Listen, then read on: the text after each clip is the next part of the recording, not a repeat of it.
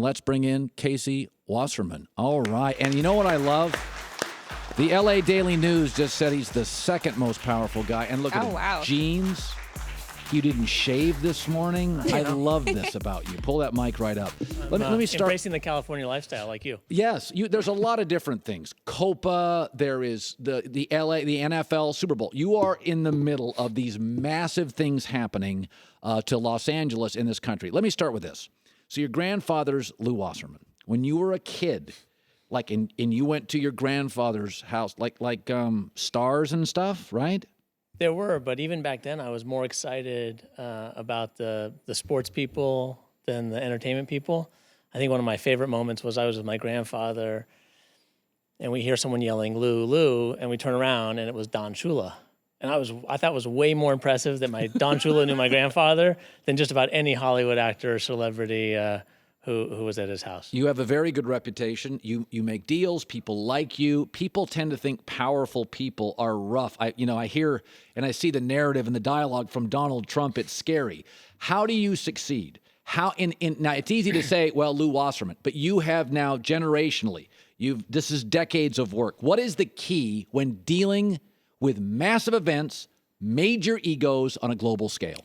Well, I think part of being the boss is putting your ego and your issues aside and, frankly, being the sounding board for everyone else's. So it's about creating the right culture, and that culture is about creating an environment that allows people to be successful and do what they're best at, and that usually means putting your stuff aside and embracing theirs. And again, I think most of business is about psychology, not about spreadsheets. So spreadsheets are fine. They are an important part of it.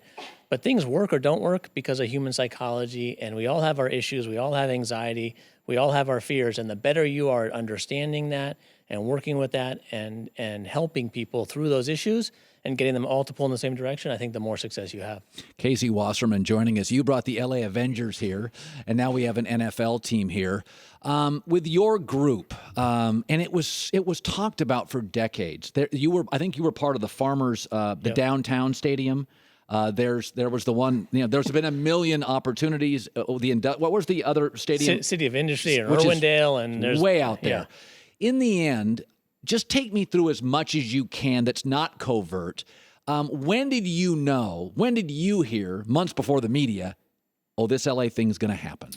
Well, for 20 years, the big struggle we had in Los Angeles was ultimately proved to create the success, which was we had no team. So a private individual, a group of individuals speculating to build a stadium in the hopes of attracting a team, almost impossible, or actually in this case proved to be impossible.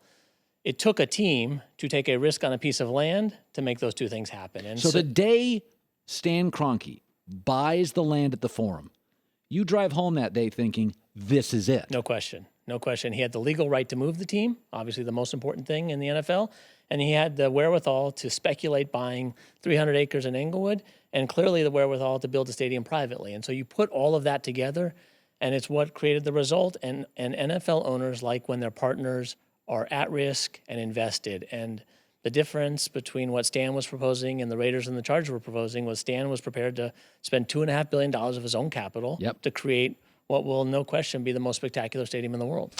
The Knicks struggle. The Lakers aren't very good. Big market Dallas can't get a free agent. Casey, the world has changed. That you represent Russell Westbrook, and he can make a fortune in little old Oklahoma City. So Russell Westbrook, within a year, oh boy, everybody wants him. Take me through, and again, you have a client. There are certain privileges here I'm not going to be able to poke through. But talk my audience through the advantages, for instance. If you go to L.A., it does help the shoe deal, does it not? It doesn't, actually. We have never had – we just redid Anthony Davis' shoe deal, and he is contractually obligated to New Orleans for another 5 years. Not once in the conversation with Nike, and it's the biggest shoe deal for a big man ever. Did they say, well, if he plays in New York or L.A., we'll pay him X plus 10% or X plus 20%? Never once. Kevin Durant has a monster shoe deal playing in Oklahoma City. LeBron James in Cleveland just did a lifetime deal with Nike for hundreds and hundreds of $millions of dollars. He's in Cleveland. Those things aren't issues anymore because what's important is obviously the performance on the court and their ability to have sort of star-level stature to reach and communicate with fans. And so you can do that from Oklahoma City. Clearly, that's how Russell's such a big star. And it doesn't help the shoe deal. It doesn't help sales because you go play on the Lakers last year and you win 13 games. That's not real exciting for your fans. 17. 17 games. no matter how good you are. And what's interesting is if you're a player, the decision comes down to 90% of your time as a player is spent in the practice facility and with the coach. And what you're betting on is the owner to make the right decisions for the franchise. So fire coaches, fire GMs, invest in free agents, attract talent, and that coach has a system and an operating belief that you are supportive of and can buy into, and that it's a facility and an environment that you want to spend 90% of your time in.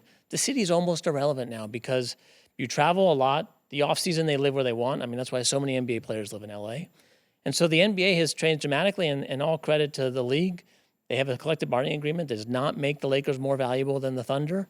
And so all teams can compete and keep stars if they need to.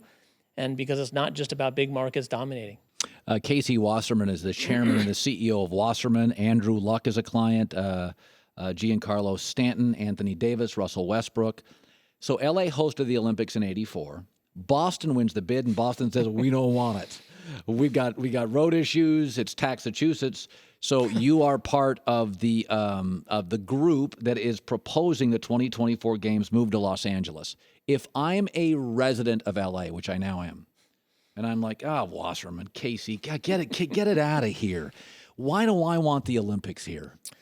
Well, I think there's two great legacies of 1984. The first is we still have a foundation that has given over $200 million a year to youth organizations in LA and is endowed with over $200 million and will be here for a long time. That's a great legacy. The other legacy of 84 is it is recent enough memory that people who live here either were a part of it, related to someone who was here, had a friend who was here, and the experience was magical. The freeways were... Tell people about the freeways. Literally, I joke, you could walk down the middle of the 405 and not get hit by a car.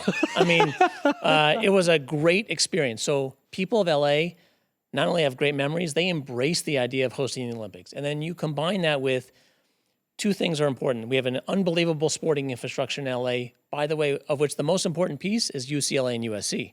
No other city in the world has two universities of that size, of that caliber. In the metro area. With athletic programs of that level, right? We have venues and stadiums and infrastructure that's staggering. And then LA's changed a lot in the last 30 years and in another 10. We have the biggest infrastructure project in the country. So our Olympic bid, we have to build one permanent venue, which is the canoe and kayak venue. That's incredible. That's it. 97% of the venues exist or will be built regardless of the Olympics. That's the best stat I've heard all day. So you have to build some kayak facility. That's it. It's expensive, but we have to build one, and it's a legacy project for the stays in the community after the fact. Everything else is here, and so it's a really remarkable platform to be able to host the Olympics in truly a different paradigm. So you're the opposite of Greece. We are the opposite of Greece. So no built question. everything, went bankrupt, and don't use any of their facilities. Correct. I mean, we've got more stadiums than we know what to do with, multiple arenas. 4 airports. 4 airports. We've got, obviously, we like to say that we can play beach volleyball on the beach where it was invented in Santa Monica. Right. We don't have to play it in some artificial environment. So we've got an embarrassment of choices here, and we think that's a really valuable asset for our bid. By the way, Copa America, were you part of that? Did you get calls? We represent a lot of the players. We had, I think, a dozen players playing in the tournament. Okay. I think it's been a spectacular success. Oh, so do I. I love watching football, soccer. It's an incredible sport. Obviously, it's going to continue to grow dramatically in the United States. Obviously, we were outclassed last night. Sure. I mean, the U.S. team did great, but Argentina's amazing. 3 minutes in, you see Messi with that little flip, and you're like, okay, this is a different level. Sure. I mean, I don't even think we had a shot on goal last night. No, I mean, and I tell Casey, I say this, is that we are better. I think we're not as good as the top 8, but we can play with everybody else in the world. And when you consider our college system, our high school system, we dominate the NFL, the NBA. It's not a terrible place to be. No. And by the way, the next level of success will be the greatest American players going to play in Europe because that's the best leagues in the world. And I think if the best player in the world, even if we only have one, is an American, that takes soccer to a whole new level in this country.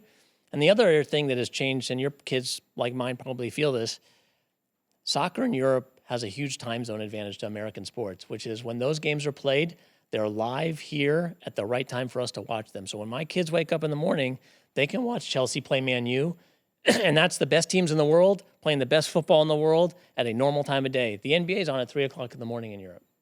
And that's a huge competitive advantage. So MLS has done a remarkable job over the last 20 years, but we like to watch the best. And so you combine the world where we can have access to everything and we can actually watch those games live and we like those stars.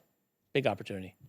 Casey Wasserman. So like today, when you're as powerful as you, will you call Obama on your phone on the way home? Like, what is your day today? Who are you having lunch with? Tell me right now. I'm demanding it on this show. I actually don't have lunch today. How about that?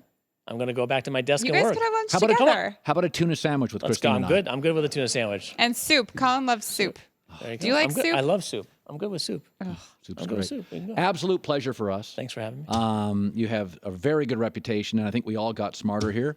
And this is The Herd.